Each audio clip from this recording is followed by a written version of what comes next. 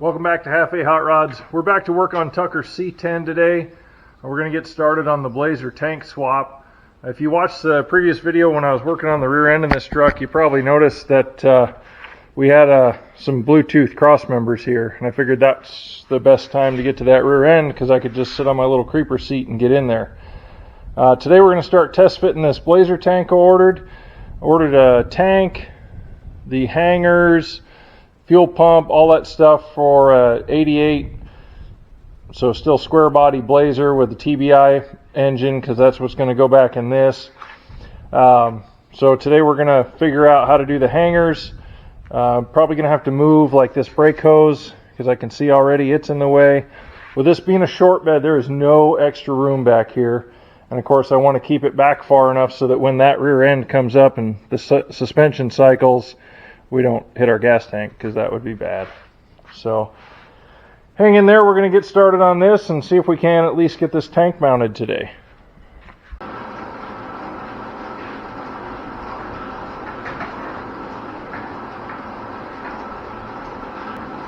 is one of the old cross members. I think this is the one that was over the spare tire carrier. We'll probably just make our own out of angle iron. One of my concerns is getting this filler neck through the bed.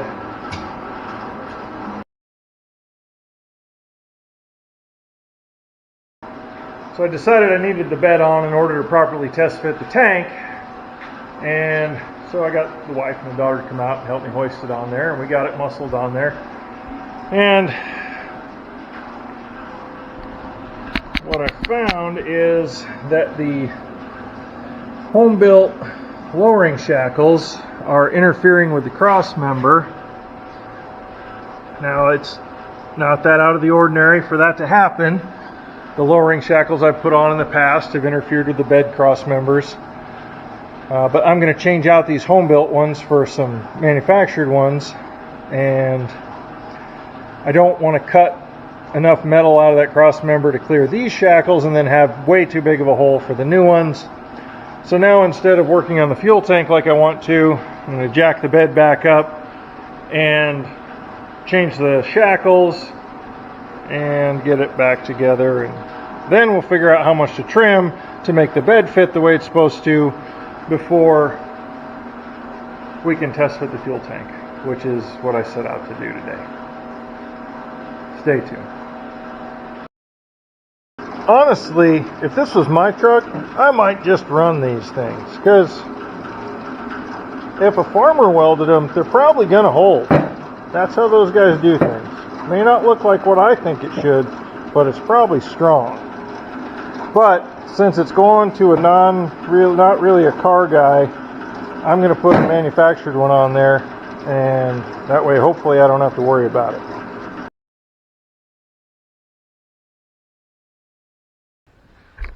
So I did some measuring, kept doing test fits with the gas tank and the step-side bed, and got the shackles swapped out. Turns out the shackles go all the way inside the bed like they're not supposed to on a step-side bed.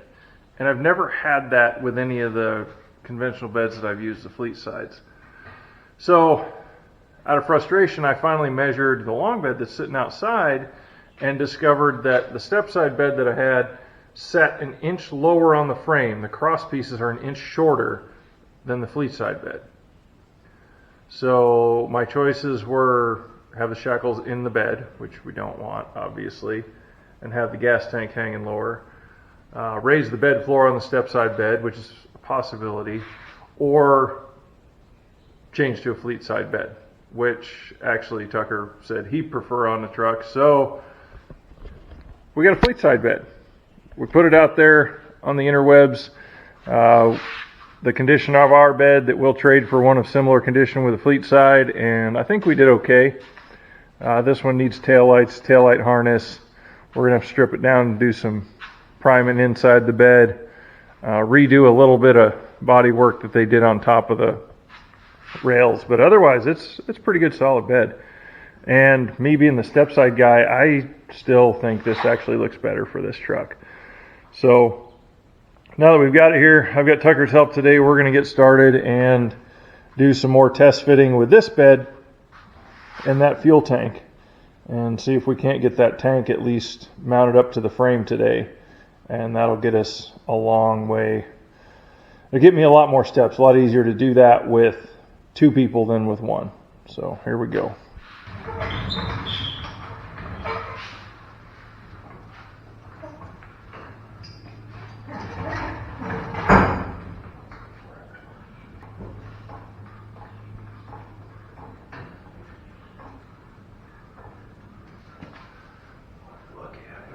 Is that we've got clearance for the fuel pump to come out the top, hose to come out over here. We can adjust a little bit. We'll show you what we're looking at here, the clearance problems I had before. This is actually considerably better than it was with the step side. There's a white plastic bag. The grocery bag is covering the fuel inlet, so we should be good there. This lowering shackle is still just barely touching the body, so I think we'll move that down 1 notch, trim the end of the shackle off. That'll get us the clearance we need. It won't affect the integrity of the shackle because that end is open anyway. So we'll get this off here and see what we got. Alright, so I got a piece of angle iron clamped to the end of the bed, so that we can hook onto it with a cherry picker. Okay. And then we can just pick up the front and slide it out, kind of like we did with that step side bed, only this one's considerably heavier. So really, it's nice to have the cherry picker.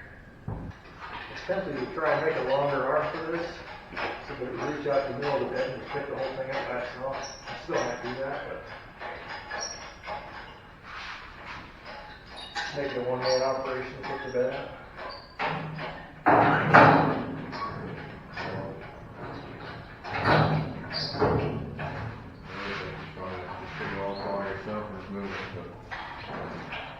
Oh, undoubtedly, but awkward.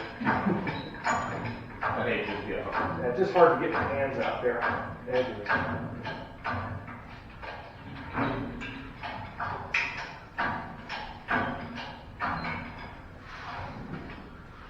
Don't worry about those tent stakes holding the shackle, that's temporary. So be careful with your finger between the cab and the bed, we'll just slide it back a little. Where are you grabbing onto it? In between the cab and the bed. That's why I said be careful. And then just slide it back. And you can run it around the front. You got it? Yeah.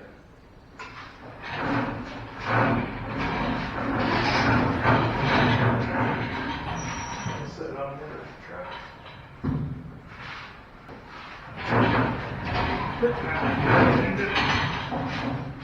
That'll work.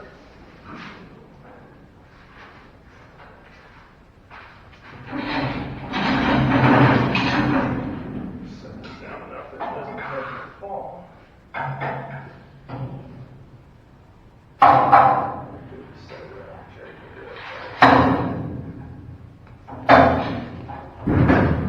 Probably the most stable way. It can't fall because it's already down. Look at that. Freshly rebuilt rear end. Not really. Some new bearings and 3 new seals. But it's going to get painted, then it'll definitely be rebuilt. I'm still fresh very good. So don't be impressed till it actually works. Yeah. Yeah, that's for sure. Good thing we're not up that way. Yes. Correct. Alright, so that's going to be right in that ballpark.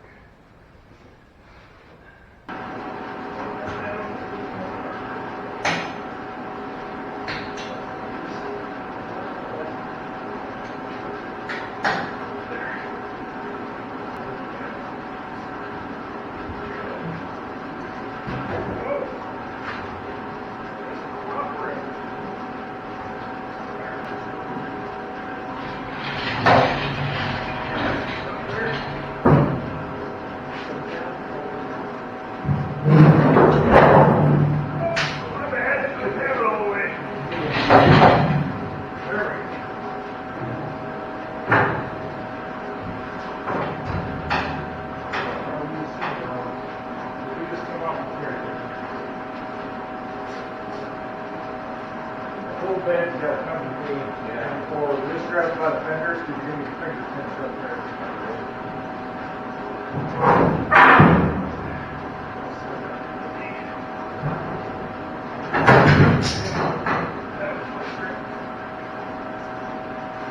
Not an important one though.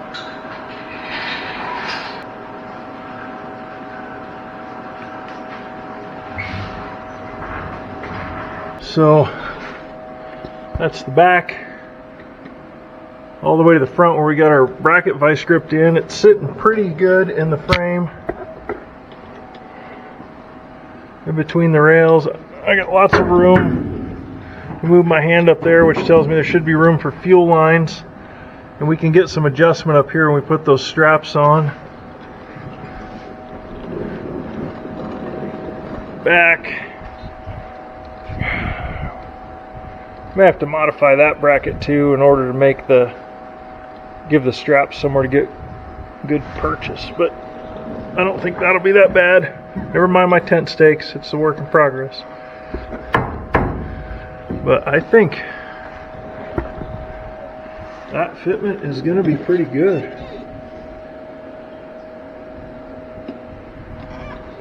Here.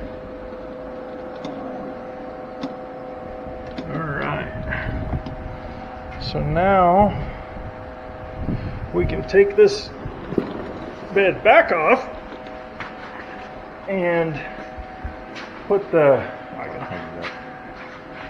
Now we can take the bed back off, work on the bracket, work on the work on the front bracket, work on the shackles. We know where we want the rear bracket to be. Actually, I should mark that real quick, but honestly, I think this is pretty darn good where it's at.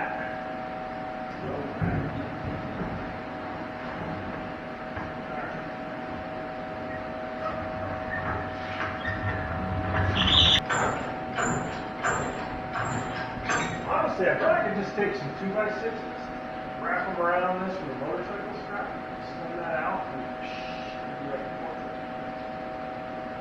because it's not too heavy for it. It just doesn't have enough reach. Yeah. Still probably wouldn't be the most yellow thing I've ever done.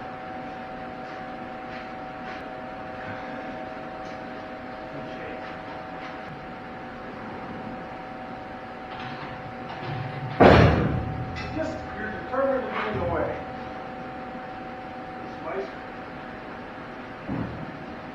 Alright, so we marked everything with a magic marker where we want to make our holes for the straps that hold the gas tank up. Marked the angle iron where it needs to set in the frame. We're going to pull it apart, cut it up, drill some holes.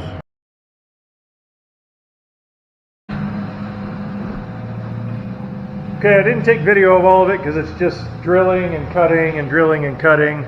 We made the front bracket out of angle iron like we were talking about and just drilled holes in it. Right now it's just vice grip to the frame because I haven't decided whether to bolt it or weld it or both. The rear bracket, I actually ended up flipping it over because there's more meat here for those straps to grab onto than there was the other way. Again, it's only held in with 2 bolts and then vice grips because we're still test fitting.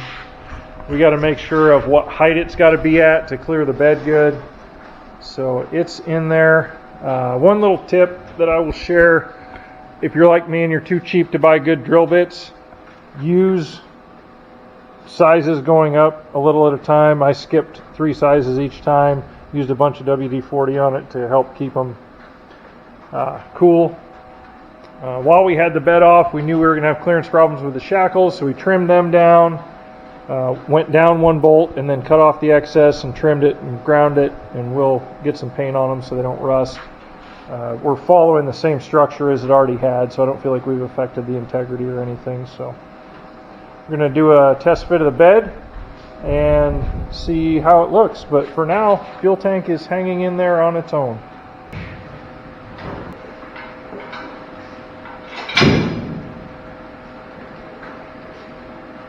Our key is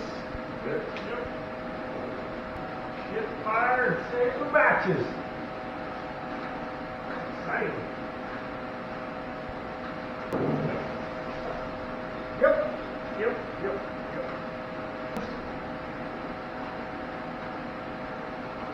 Todo bueno. No bueno? Todo bueno. Ah, okay. Todo bueno. Okay, so Tucker's tank is in. I'm still trying to decide exactly how to situate it in there. Initially we had it coming with the fuel filler neck pointed out this way. I think I'm going to change it up and turn this fuel filler neck so it comes straight up in the center of the bed. We'll get one of those flush mount caps to put on it. So I think that's the way we're going to go there. So the brackets still aren't finalized. I did go pull all the fittings off the crashed TBI Blazer, TBI LS swap Blazer, and pulled all the old lines out of the fuel rails, cut off some exhaust hangers that aren't going to be used again, and just got everything kind of mocked up and laid out. So the next step is going to be finish up this, finish up some of the mounting, and really this wasn't that big of a deal. Use some vice grips, drill bits, regular socket set. Ghosts. Could be ghosts. Just sockets and ratchets. And it's all new parts. So brand new tank, brand new pump and sender. I want to say between the two of those, the hanger straps are brand new. We're in this part of the project for the tank swap about $170 to $200 in parts. And none of it was super complicated. Much easier with the bed off, but you could definitely do it with the bed on. So we'll get this buttoned up. We've got to get some prep work done in the engine bay and some other work on the engine that's going in. Get that done. That'll be in a future video. But for now, we're going to end this one with the fuel tank being most of the way done. If you like what we're doing, hit like, subscribe, comment. Tell me what you think. If you've done this and you've got a better way, please, by all means, let me know. Otherwise, I think I know how I'm going to finish it up. I think Maverick wants to do his truck next because he really likes the idea of only having one tank. But check us out on Facebook, TikTok, Instagram. I think that's all of them. Anyway, until next time, remember, if I can do it, you can do it. Thanks for watching.